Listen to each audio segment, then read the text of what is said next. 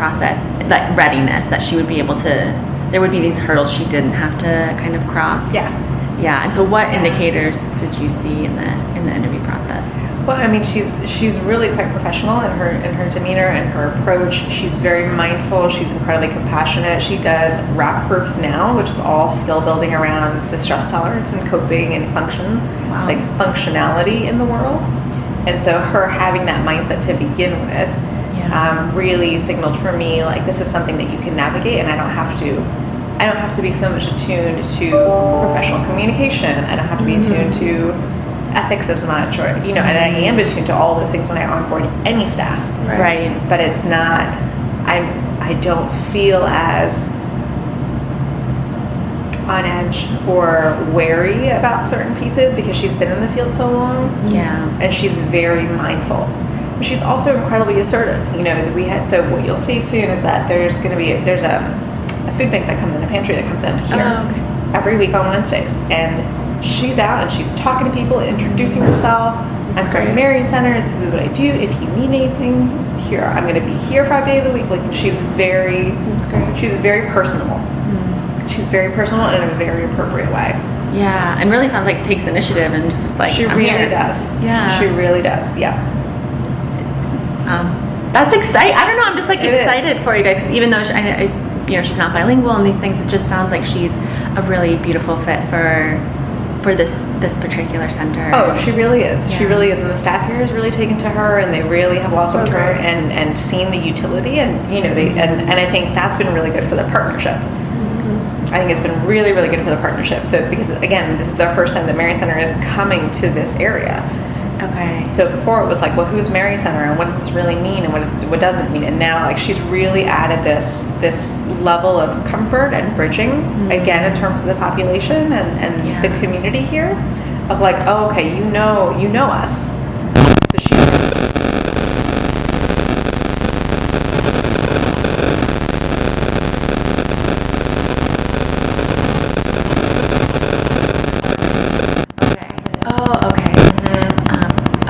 So the Dream Center is new, but then also having this Mary Center presence. Yeah. Okay. Oh, interesting. Yeah. For some reason I thought, I didn't understand that. So it's like doubly important that she's doing this outreach because it's this is a site-based placement. Site and okay. Yeah. And I know you've kind of already spoken to some of this, but do you see any sort of challenges moving forward and with the family peer specialist position? I think finding a way to consistently link the position to early childhood is going to continue to be a bit of a challenge. I think that's going to be an evolving role and definition. Can you say more about that? Yeah, a lot of the consumers that come here are adults. While there are a lot of families, they're families of school-age children.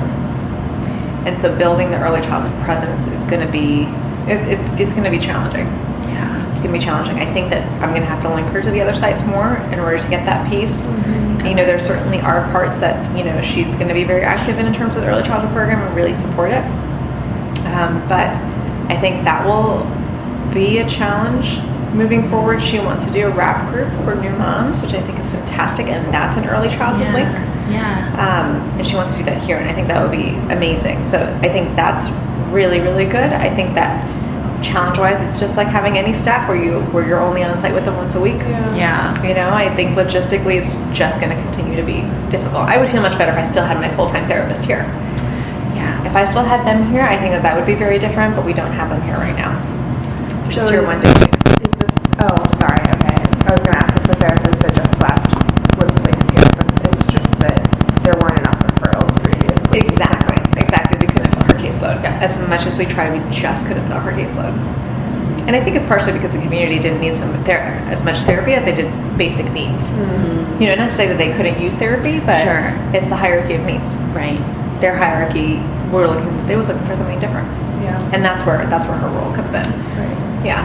So my hope is that we can build up a referral base, and then I can bring back a therapist, maybe not that exact one, but bring back a therapist who can do some more hours here. But I think we're playing the long game on that. Yeah. that feeds so beautifully into my next question about like what do you hope for the family peer specialist role since it is so new? Like what changes do you hope to see in the agency or at the client level from having her here? Well, my hope is that in the community here, there is a greater sense of comfort around emotional wellness and familiarity. I think that she very openly discusses and advocates for emotional and mental health wellness. Mm-hmm. And so I think her presence can really start to remove some of that stigma that we did see before we were able to onboard her. Because we were here for several months before she came on board, and so there was a lot of distance and fear around mental health and what does it mean that you're a therapist and I'm not crazy, and some of that stigma is very alive here. And so my hope is that she'll able to bridge and soothe some of that fear and really advocate in a different way for what that looks like and what it can be for consumers in this area. Yeah. So we'll see. Yeah, it's exciting. The 2 weeks, and you've already been able to it seems like accomplish a lot that she's been able to do, and she's integrated into these meetings. And she's fantastic. She really, really is. I think there are definitely some challenges around understanding a lot of the early childhood stuff and figuring out how to integrate into the wider agency. But as an individual, she's very assertive. She's really compassionate. She really wants to independently do a lot of this stuff, which is great. Like she's going to be going out and outreaching to the different schools in the area, let them know, hey, we're here. Hey, Dream Center is here. Really also telling people hey, you can bring your kids here for after school program, and there's an open gym upstairs, and there are fitness classes, and really sharing with the community, hey, the Dream Center is here, come and use it. So she's really doing marketing for both. Oh too. Yeah, for sure. Yeah, for sure. Yeah. Wow. Yeah. Is there anything else that you want to share about the experience of hiring, onboarding, working with, thinking about family peer specialists that you think would be important for us to know at this point? Yeah, I don't know if there's anything additional. I mean, again, I think that the bilingual piece is really tough, and I wish we could have found somebody who was bilingual. I think it would have looked really different. And so, I think early childhood training. I think that's really a really important piece that I hope that's going to get lined up. Sorry, I didn't mean to That's interrupt okay, go you. With the bilingual piece, just to ask a follow-up to that, was what prevented the hiring of a bilingual person? Finding someone That had the certification, that wanted to take the position, that had the experience? Everything. Okay. Yeah. Did you have bilingual applicants? Really? Yeah. What do you think, why do you think that happened? No I don't know. Again, so we're so new to the world of peer specialists that I don't know. Maybe it's that we don't recognize the pool of peer specialists or know where to find out. I think that. So our peer specialist actually came as a direct referral from somebody else, from another staff member that says, "Hey, listen, you should reach out to her and see if this is a good fit," because I think that also we want to be really mindful here of the group culture, and so when we hire, we're really, really mindful of that piece. But no bilingual applicants. I don't know if bilingual peer specialists exist. I hope they do, but I don't know. Did you post the job? Yeah, it was posted. Do you mind sharing which places or where? Oh, I have no idea. It was online though, online job searching. Yeah. Okay. Yeah. Oh, okay. Yeah, I don't know. HR does all that. Okay. Yeah. Interesting. Yeah. That is fascinating.